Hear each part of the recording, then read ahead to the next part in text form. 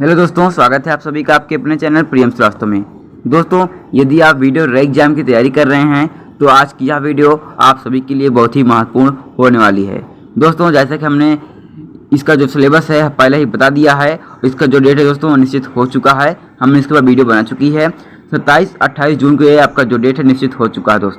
दोस्तों सामान्य हिंदी से रिलेटेड क्वेश्चन तथा जनरल इंटेलिजेंस से रिलेटेड क्वेश्चन तथा जो सामान्य ज्ञान से रिलेटेड क्वेश्चन दोस्तों हमने इसको बता दिया है कि कौन कौन से क्वेश्चन इसमें आएंगे और आपको इसमें कवर करके चलना है। ठीक है, तो दोस्तों हिंदी के सिलेबस में हमने दोस्तों जैसा कि यहाँ पे आप देख सकते हैं, हमने यहाँ पे आपका समास एंड पर्यायवाची विलोम तथा दोस्तों यहाँ पे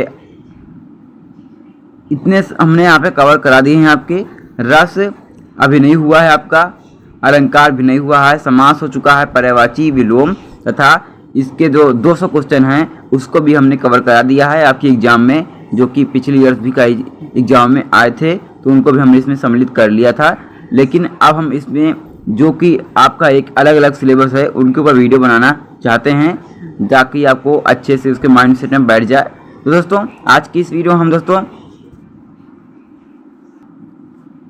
संधियाँ, ठीक है दोस्तों, संधियाँ से रिलेटेड क्वेश्चन को हम कवर करेंगे और उससे रिलेटेड जितने भी क्वेश्चन हैं वो आप सभी को हम। तो दोस्तों आज हमारा पहला क्वेश्चन है, दो वर्णों के मेल से होने वाले विकार को क्या कहते हैं। ठीक है, संधि से रिलेटेड क्वेश्चन है ये, दो वर्णों के मेल से होने वाले विकार को क्या कहते हैं। इसका आंसर है दोस्तों वो है संधि। ठीक है, उसे क्या कहते हैं, संधि। अब आप आगे देख लीजिए, संधि का अर्थ होता है मेल या फिर मिलना। जब हम दो शब्दों को मिलाते हैं तो पहले शब्द की अंतिम ध्वनि एवं दूसरे शब्द की पहली ध्वनि मिलकर जो परिवर्तन लाती है दोस्तों उसे संधि कहते हैं। जब संधि किए गए दो शब्दों को हम अलग अलग करते हैं तो वह संधि विच्छेद कहलाती है। ठीक है, जब उसको हम अलग अलग करते हैं तो संधि विच्छेद कहलाती है, जब जोड़ते हैं उसे तो वह संधि कहलाती है। आगे देखेंगे दोस्तों संधि कितने प्रकार के होते हैं। तो संधि जो हैं वो 3 प्रकार के मुख्यतः होते हैं। पहला है दोस्तों स्वर संधि, दूसरा है व्यंजन संधि एंड तीसरा है विसर्ग संधि। हम एक साथ आपकी सारे क्वेश्चनों को कवर करते चलेंगे। दोस्तों इस वीडियो को लास्ट तक और ध्यानपूर्वक जरूर देखें और इसकी बिल्कुल भी ना करें। और अभी तक आप चैनल पर नए आए हैं, जब सब्सक्राइब नहीं किए हैं तो सब्सक्राइब जरूर कर लें दोस्तों, और वीडियो को अच्छी लगी है तो लाइक जरूर करें, सभी दोस्तों में शेयर करें। तो आइए देखते हैं अगले क्वेश्चन पे। दोस्तों अगला क्वेश्चन हमारा दयानंद में प्रयुक्त संधि का नाम है। ठीक है, दयानंद शब्द में प्रयुक्त संधि का नाम क्या है दोस्तों, तो यह है एक दीर्घ संधि। ठीक है, क्या है यह है एक दीर्घ संधि। जब दो शब्दों को, ठीक है, जब दो शब्दों को संधि करते समय आ और आ के साथ आ हो तो आ बनता है। ठीक है, क्या बनता है, तब बनता है आ बनता है। ठीक है, जब ई और बड़ी ई के साथ हो तो ई बनता है। ठीक है, तो बनता है बड़ी ई का रूप लेता है। ठीक है, और जब ऊ और बड़ा ऊ का हो तो दोस्तों ये बड़ा ऊ का भी ले लेता है। इस संधि को हम हल संधि भी कह सकते हैं, जैसे पुस्तक धन आलय है। ठीक है, हल संधि का एक उदाहरण है, जैसे पुस्तक धन आलय है तो ये क्या हो गया, पुस्तकालय बनता है। यहाँ आ और बड़ा आ मिलकर आ बनते हैं। ठीक है, क्या बनते हैं, जैसे देखिए पुस्तक धन आलय तो क्या हो गया, इसमें छोटा आ है इसमें बड़ा आ, तो ये बन गया बड़ा बन गया। ठीक है, पुस्तकालय। आगे देखेंगे दोस्तों कपीस में प्रयुक्त संधि का नाम क्या है दोस्तों। तो जो कपीस है, ऐसे ही क्वेश्चन आपके एग्जाम में आएंगे दोस्तों, आपका नाम दे दिया जाएगा और पूछेगा कि कौन सा संधि है ये। तो कपीस में प्रयुक्त संधि का नाम क्या है दोस्तों, जो कपीस शब्द है इसकी जो संधि का नाम है वह है दीर्घ संधि। ठीक है, जो कपीस में संधि का प्रकार है वो है दीर्घ संधि कपीस। ठीक है, कपी धन ईस, इसमें छोटी ई और बड़ी ई मिलकर बन रही है, हमने पहले बता दिया है। तो क्या हो जाती है, वो हो जाती है दोस्तों बड़ी। ठीक है, अब पहले शब्द का आखिरी अक्षर और दूसरे शब्द का पहला अक्षर दोस्तों उसमें जो ई है आप देख सकते हैं, पहले में छोटी ई है और दूसरे में बड़ी ई है। ठीक है, तो ये दोनों मिलकर क्या बन जाते हैं, बड़ी का रूप ले लेते हैं। तो क्या हो गया, ये हो गया दोस्तों, ये हो गया कपीस। ठीक है, अब आगे देख लेते हैं। नेक्स्ट हमारा सदैव में प्रयुक्त संधि का नाम है दोस्तों, सदैव। ये एक जो शब्द है सदैव, प्रयुक्त संधि कौन सा है इसमें, तो इसका जो आंसर दोस्तों वह है स्वर संधि। अब देखते हैं कैसे हुआ। दो स्वरों के मेल से होने वाले विकार को दोस्तों स्वर संधि कहते हैं। ठीक है, दो स्वरों के मेल से, दोनों जो शब्द हैं वो दोस्तों दोनों स्वर होने चाहिए। ठीक है, क्या होने चाहिए, दोनों स्वर होने चाहिए। तो देखते हैं दो स्वरों के मेल से होने वाले विकार को परिवर्तन को संधि कहते हैं। ठीक है, क्या कहते हैं? संधि कहते हैं। उदाहरण देखिए आप, मुनि, यहाँ पे क्या दिया हुआ है? सदैव प्रयोग संधि का नाम स्वर है दोस्तों। अब यहाँ पे दिया हुआ है मुनि, मुनीस का। ठीक है, तो दोस्तों जैसे मुनि धन ईस तो हो गया दोस्तों यहाँ पे मुनीस। ठीक है, क्या हो गया? ये हो गया मुनीस। ठीक है, ये जो है ये एक स्वर संधि का उदाहरण है। आगे देखेंगे दोस्तों, इनमें कौन सा स्वर संधि का उदाहरण है? ठीक है, इनमें से कौन सा स्वर संधि का उदाहरण अर्थात कौन सा स्वर संधि है इसमें? ठीक है दोस्तों, यहाँ पे इसका आंसर हमने दे दिया है और ऑप्शन तो काट दिया है, क्योंकि ऑप्शन अगर देंगे तो ये वीडियो बहुत लंबा हो जाएगा और आपको कन्फ्यूजन बहुत ज़्यादा आ जाती है, याद बिल्कुल भी नहीं रहता, बस आप उसको देख लेते हैं बस। ठीक है दोस्तों, स्वर संधि के 5 भेद बताए जाते हैं। ठीक है, या फिर निश्चित तौर पे और भी हैं, लेकिन वो अभी आपके हिसाब से नहीं हैं, वो बहुत ही आगे वाले प्रोग्रेस में जो लोग आगे की पढ़ाई करते हैं उनके लिए यहाँ पे वो दिए जाते हैं। बाकी ये तो और भी हैं इसके जो प्रकार हैं दोस्तों। स्वर संधि है, इसके 5 मुख्य रूप से जो भेद हैं वो होते हैं। पहला दोस्तों वो है दीर्घ संधि। क्या है? पहला है दीर्घ संधि, उसके बाद है गुण संधि, एंड इसके बाद है दोस्तों वृद्धि संधि, एंड चौथा है यण संधि, एंड पांचवा है अयाधि संधि। इसके 5 प्रकारों का नाम अक्सर एग्जाम में पूछ लिया जाता है, तो इसको आप बिल्कुल भी अच्छे से रट लें, अच्छे से बिल्कुल भी रट लें ताकि आप भूलें ना। ठीक है, अब देखेंगे आगे, हिंदी व्याकरण की दृष्टि से 5वें भेद में उपजाऊपन होने के कारण, 5वें भेद अर्थात अयाधि संधि। ठीक है, उपजाऊपन होने के कारण नए शब्दों का निर्माण नहीं कर सकते। ठीक है, वो क्या करते हैं? नए शब्दों का निर्माण नहीं कर सकते हैं, जो शब्द संस्कृत में सिद्ध हो गए। ठीक है, हिंदी के लिए वे ऋण शब्द हैं, यौगिक के नहीं। ठीक है, वो क्या हैं? ऋण शब्द हैं लेकिन यौगिक नहीं, जैसे नयन। ठीक है, ये सब क्या हैं? नयन, पवन, पावक, नायक, आय आदि, ये सब ऋण शब्द है, यौगिक नहीं है। ठीक है, अब आगे देखेंगे दोस्तों, नेक्स्ट क्वेश्चन चलते हैं।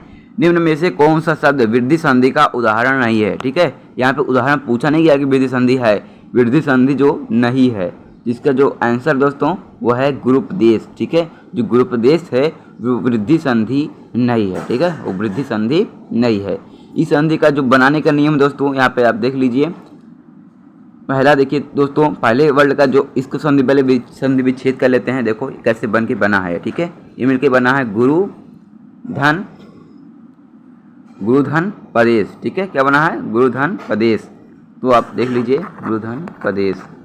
ठीक है, तो दोस्तों पहला वर्ड है, इसमें जो बड़ा ऊ है और इसमें का जो छोटा दूसरा पद है उसमें छोटा ऊ होने के कारण ये दोस्तों जो है वो दीर्घ संधि का रूप ले लिया है। ठीक है, वो बड़ा ऊ बन गया है। ठीक है, इसको जब हम करेंगे तो अब आगे देख लेते हैं 8 नंबर पे दोस्तों, निम्न में से कौन सा दीर्घ संधि का प्रयुक्त पद कौन सा है? ठीक है, निम्न में से दीर्घ संधि का प्रयुक्त पद कौन सा है? तो दोस्तों इसका आंसर है दैयारी, दैत्यारी। ठीक है, दैत्यारी दोस्तों, इसमें दो दैत्य धन अरित्यारी। ठीक है, कैसे मिलकर बना है ये? दैत्य धन अरित्यारी। आप देख लीजिए, दैत्य धन अरित्यारी मिलकर दैत्यारी बना है। इस संधि का प्रकार दोस्तों दीर्घ संधि को बनाने के नियम है आ और आ मिलकर बड़ा आ। ठीक है, तो दैत्य दोस्तों, दैत्य में ये छोटा आ है और जो अरित्यारी, ठीक है, अरित्यारी में भी इसमें जो है वो छोटा आ है। तो जो छोटा मिलकर जब बनते हैं, इसमें आप नियम देख लीजिए तो बन जाते हैं दैत्यारी। तो वहीं पे आया है दैत्य बड़ा या हो गया है। ठीक है, अब आगे देख लेते हैं पवित्र में प्रयुक्त संधि का नाम क्या है दोस्तों? पवित्र में प्रयुक्त संधि का नाम क्या है? तो वो है दोस्तों अयाधि संधि। ठीक है, उसमें क्या है? अयाधि संधि इसमें है, ये अयाधि संधि। अब इसको देख लेते हैं। इस संधि का बनाने का नियम है दोस्तों वो है ओ धन ई। जब ओ बड़ा ओ एंड उसके बाद दूसरे पद का दोस्तों छोटी ई मिलकर जब बनते हैं तो वो अव का रूप लेते हैं। ठीक है, क्या? अव। और दोस्तों अगर अव में उसके साथ ई मिल जाता है तो हो जाता है पो धन इत्र। ठीक है, क्या बन जाता है? बन जाता है इत्र। ठीक है, ई बन जाता है, ओ और ई बन के अव बन जाता है। अब इसको देखते हैं कैसे हुआ है। ठीक है दोस्तों, पवित्र यहाँ पे शब्द दिया गया है आपको। ठीक है, क्या दिया गया है? पवित्र। दोस्तों पवित्र जो शब्द है पहले इसमें देख लेते हैं, पो धन इत्र, ये दो शब्दों से मिलकर बना है। ठीक है, पो धन इत्र। और दोस्तों पो जो दिया है ये ओ की मात्रा है, और ये जो इत्र है इसका जो पहला शब्द है वो है छोटी ई, ठीक है। और जब इससे मिलकर बनाए तो हो गया पवित्र, ठीक है। क्या हो गया? पवित्र। और इसीलिए इसमें जब पवित्र हो गया है दोस्तों, ये पवित्र हो गया तो इसी से ये पो धन इत्र हो गया दोस्तों, या क्या हो गया? ये हो गया पवित्र, ठीक है। अब आगे देख लेते हैं इत्यादि का सही संधि विच्छेद है दोस्तों इत्यादि का जो सही संधि विच्छेद है वो है इति धन आदि, ठीक है। इति धन आदि, ताकि जब छोटी ई, आप देख सकते हैं छोटी ई एंड बड़ी ई, ठीक है। छोटी ई एंड बड़ी ई मिलकर दोस्तों क्या बनते हैं? तो बनते हैं छोटी ई एंड बड़ा आ या फिर या, ठीक है। बनते हैं या, क्या बनते हैं दोस्तों? वो बनते हैं या। आप यहाँ पे देख सकते हैं छोटी ई एंड आ मिलकर बनते हैं दोस्तों या, और इसी से हो जाते हैं या बन जाते हैं, ठीक है, या। और यहीं पे इति धन आ हो गया है इत्यादि, ठीक है। क्या हो गया है? ये हो गया है इत्यादि। आगे देखें दोस्तों निरर्थक का सही संधि विच्छेद है दोस्तों। तो दोस्तों निरर्थक का जो सही संधि विच्छेद है वो है निधन अर्थक। क्या है? निधन अर्थक, ठीक है दोस्तों, निधन अर्थक। अब इसको देख लेते हैं दोस्तों। निधन अर्थ करीनार्थक में संधि का प्रकार विसर्ग संधि है। ये एक विसर्ग संधि है, ठीक है दोस्तों। निधन अर्थक छोटी ई, और फिर यहाँ पे आप देख सकते हैं निधन अर्थक, तो छोटी ई और बड़ा मिलके क्या बनता है? क्या बनते हैं दोस्तों? आ बन जाते हैं, ठीक है। क्या बन जाते हैं? निरर्थक बन जाते हैं, निरर्थक।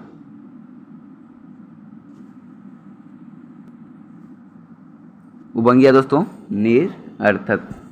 आगे देख लेते हैं आप धरेश का सही संधि विच्छेद दोस्तों। धरेश, ठीक है। धरेश का सही संधि विच्छेद क्या होगा? तो धराधन ईस, ठीक है दोस्तों, धराधन ईस। धराधन ईस बराबर क्या होगा? धरेश धराधन ईस। जब पहले अक्षर का दोस्तों लास्ट पद बड़ा हो, बड़ा मतलब बड़ा का हो मात्रा इसमें, एंड दूसरे पद का दोस्तों बड़ी का हो, तो हो जाते हैं दोस्तों ये बन जाता है एक ही मात्रा। क्या बन जाता है? बन जाता है एक ही मात्रा, तो इससे हो गया धरेश। नेक्स्ट है दोस्तों निराशा का सही संधि विच्छेद दोस्तों। तो निधन आशा, क्या होगा? निधन आशा, ठीक है। निधन आशा बराबर निराशा। निराशा निधन आशा। निराशा में संधि का प्रकार दोस्तों वह है विसर्ग संधि। विसर्ग का जो स्वर या व्यंजन के साथ मेल होने पर जो परिवर्तन होता है उसे विसर्ग संधि कहते हैं। उदाहरण यहाँ पे आप देख लीजिए, निधन चय, इसी का एग्जाम्पल हम दे रहे हैं। निधन चय दोस्तों, निधन चय से क्या हो जाएगा? तो इससे हो जाएगा निश्चय। क्या हो जाएगा? निश्चय। दुर्धन चरित्र से हो जाएगा दुष्चरित्र, ठीक है। ज्योति, ठीक है, ज्योति प्लस चक्र, ज्योतिष चक्र, क्या हो जाएगा? ज्योतिष चक्र। आगे देखें निधन छल, निधन छल से क्या हो जाएगा? निश्छल। उसी प्रकार यहाँ पे दोस्तों हो गया है निराशा, निकधन आशा निराशा। नेक्स्ट हमारा महोष्ण का सही संधि विच्छेद दोस्तों। जो महोष्ण है उसका सही संधि विच्छेद है वो है महाधन उष्ण, ठीक है। महाधन उष्ण, पहले का बड़ा छोटा या फिर बड़ा हो, और दूसरे शब्द का दोस्तों छोटा ऊ या फिर बड़ा ऊ हो तो बनता है, क्या बनता है? वो बनता है दोस्तों ऊ, तो क्या हो जाएगा? वो उष्ण। क्या बन जाता है? वो अश्न बन जाता है, उष्ण, ठीक है। महाधन ईस बराबर यहाँ पे देख सकते हैं महाधन उष्ण महोष।